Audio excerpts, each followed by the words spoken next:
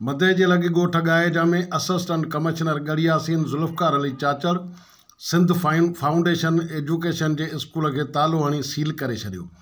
जंहिं बैदि 400 खां मथे शागिर्दनि तालीम पिराइण लाइ स्कूल जे बिल्डिंग ॿाहिरां इंतिज़ामिया ख़िलाफ़ एहतिजाज कयो।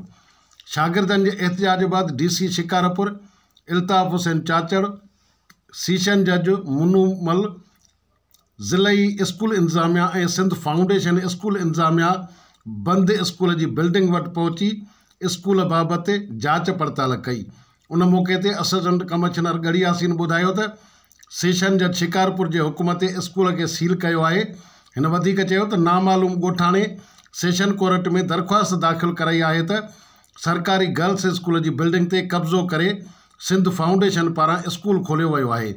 हिन चयो त DC शिकारपुर सिंध फाउंडेशन इंतिज़ामिया खे हुकुम जारी कया आहिनि त गवर्नमेंट गर्ल्स स्कूल खे फौरी तौर ते बिल्डिंग जारी कई वञे ऐं सिंध फाउंडेशन जे स्कूल खे ॿिए हंधि मुंतक़िल करे शागिर्दनि जी तालीम खे जारी रखियो वञे।